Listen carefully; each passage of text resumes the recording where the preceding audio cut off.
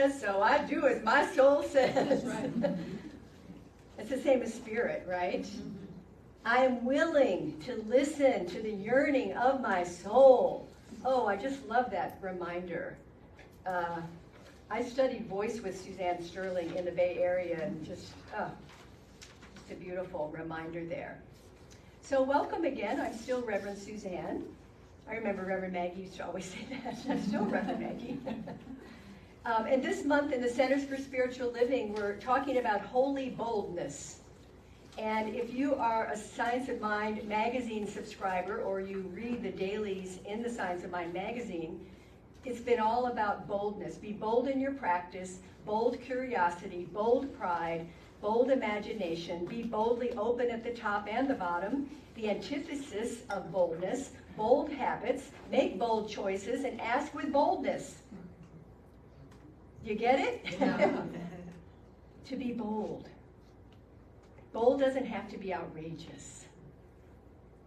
So my talk today is about reaching higher, because I believe we're always, each of us, growing and evolving, and our spiritual consciousness is ready and waiting to lift us up higher. It's got our back, always. Are you willing to be tapped into the greatness of God or the divine expressing through you at all times? Yes. Are you willing? Yes. Yes. Yes. Are you willing? So said so. Are you willing to boldly embody the infinite love? Yes. Yes. Yes. Yes. Affirm with me. I am ready to ascend. I am ready to ascend to higher heights. to higher heights In my spiritual awareness. in my spiritual awareness. Higher heights takes us higher than where we are right now. And we can't lift our vision and expectations by looking downward or worrying about what happened and looking back with regret. We have to elevate our vision upward. We can't carry our baggage. Well, you can. You can carry your baggage as much as you want. I remember there's a Native American saying, let go of the wagon. Let go of the wagon. Take your backpack off. Did you know that we have unlimited potential and abundant resources at our immediate disposal? Yes. You should if you've ever been here very long. However, we have to first remove those hidden beliefs that tell us we don't, we can't, we never will, we aren't, right? The truth is we live in a bountiful universe of greatness that is continuously wanting us to go higher, if we're open to it, if we give ourselves permission to let it happen. I give myself permission to grow and glow. Let's say that. I give myself permission to grow and glow. Grow and glow. Oh, that's a good little Science of Mind. Let's sell that. We sell grow and glow. I have a book study starting this week, Busting Loose from the Money Game. It's kind of a funky little cover, but it has a lot to do with consciousness. And it's not just about money. And in this book, we play with the understanding. He talks about that everything we experience is being created by what he calls our expanded self. And in the book, we learn to make decisions that are only based on what will bring us the most long-term spiritual joy. And we work with different processes that show us where our discomfort is, and then claiming our power back and rising to a higher vibration of love. So if you want to join us, we're starting on Tuesdays. Those of you out of town, it's also going to be on Zoom, so you can also attend on Zoom. That's my little commercial today. In the Science of Mind, we believe that the universal presence is limited with unlimited resources and supply. And this means that abundance in our life can be overflowing and plenty. However, like I said, we have to play a part to experience and manifest this in our own life. We have to participate in the spiritual law of circulation, ensuring that we're not harboring beliefs of lack and limitation. And when we are in that divine flow with Spirit, our life then will reflect the abundance of our heart's desire. Even if our circumstances may not seem prosperous or opulent, our attitude can still reflect an abundance consciousness. Hear that. Even if what's happening in your life doesn't look good, behind that, if you can have an attitude of something greater, something better. One thing I always say to you is, if I could have a new thought about this old condition, what would that new thought be? Just turn the switch. Change the channel. What are you listening to?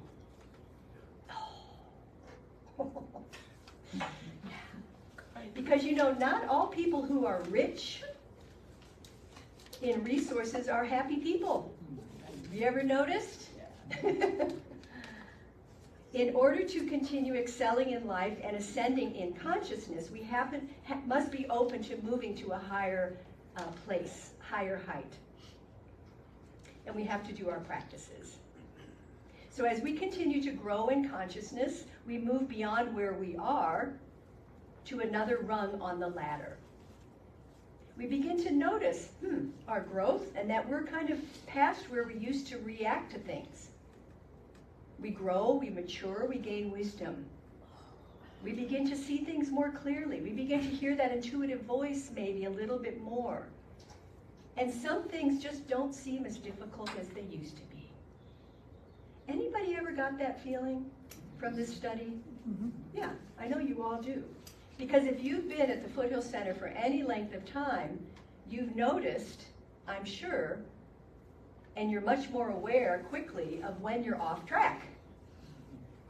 Everybody's nodding their head. And when you're connected. When you're connected. Sometimes on that climb, we hit a plateau where we can stop and rest, or we can make it to the top and pause to take in the view before we have something else to scale. Something else comes in front of us. We don't have our heads in the sand in this philosophy. We claim it has no power over us. So something may be showing up physically in your life, a health challenge, a mental challenge, an emotional challenge, a relationship. Does it have power over you? That's the question. As we apply our spiritual tools and practices, we ascend to something higher. We reach higher. I gratefully reach higher. Say that with me. I gratefully reach higher. Again, I gratefully reach higher. Whatever that means to you, whatever struggle you might have, you have a choice to reach, to turn, to step somewhere else.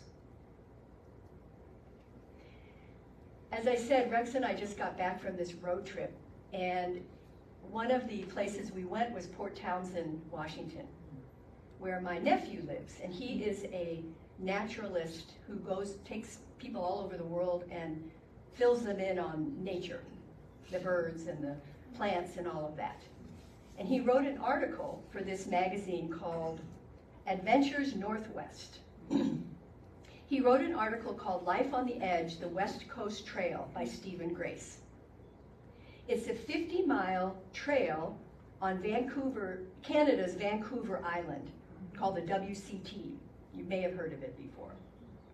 On this 50-mile trail, there's 70 ladders that you have to go up and go down throughout the terrain on this 50 miles. Now these ladders, we saw pictures of them, they're pretty wide. They're wooden, right? But he said some of the ladders are 20 feet tall and tilted at a user-friendly angle of around 60 degrees. Other ladders tower 50 feet or more, and some seem disturbingly close to vertical.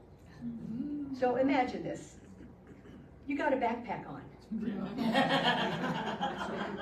Right, do I need to say more? No. And I don't know, how heavy is his pack, Bex? Like 40 pounds? Say 40 pounds. Probably 40 pounds, Wow. right? So he said to prepare for the trek, he suggests find a ladder, preferably a wobbly one with a few rungs missing, and load your backpack on, put it on, and then climb up and down the ladder a dozen times while somebody's spraying you with a hose. Because of the downpours there. To get you used to being in the rain. It's a rainforest. It's a rainforest, right. Wow. So you got the picture? So he and his wife did this 50-mile trek. Wow. They took pictures of it, and he wrote this amazing article. So he said, what is the point of following a trail like the West Coast Trail into the wilderness? If I'm limited to one word, he said, perspective. Give me 2 words, I'll add humility. Allow me a third, and compassion completes the list. We are all so vulnerable out there on a trail like the WCT, it makes sense to be kind to each other, to share information about the hazards ahead, to not hoard what we have, and to offer assistance on the trail. Hear that? I mean, it makes sense, doesn't it? Even in our life, to be kind, to share what we have. Michelle's sharing her bread today. Offer help. Warn people of some hazards. He says, we may be strong now, but a moment's inattention, one misstep, a single slip, and we are the ones in need. There's no trail more challenging than the path we navigate through life, he says, a truth that all of us, including myself, tend to forget or choose to ignore soon after we leave the wilds. A rule of the physics on the West Coast Trail, what goes up one ladder must come down another, with a pack on. A rule of psychology here, do not stand at the top of the ladder and look down. Do not dwell on your fatigue, your disorientation, or dwell on the pack on your back that will throw you off balance as you descend. And do not focus on the fact that the ladder shakes every time you shift your weight. The foundational rule, he says, of all West Coast Trail rules, every step is critical. Pay attention. Every thought, this is me, is critical. Pay attention. Right?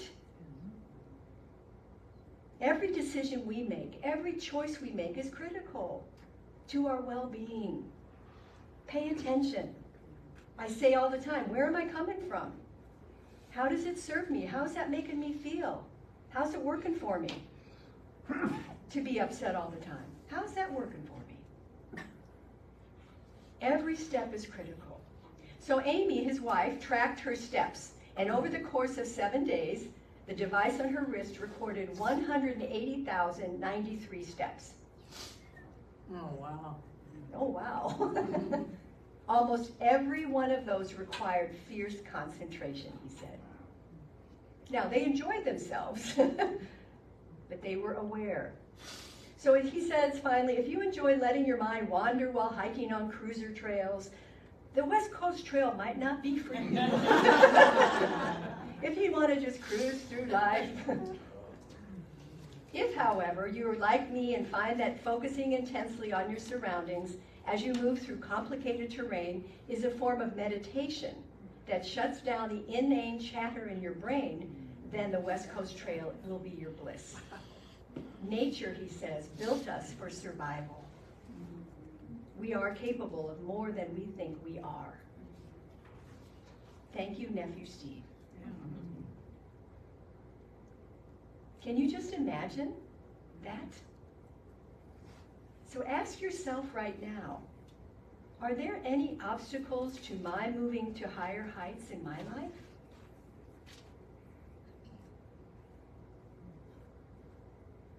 What are they? What am I afraid of? And maybe you're happy where you are. That's fine. But just to notice if there's something calling you. Is your soul calling you to do something? To be someone? To go somewhere?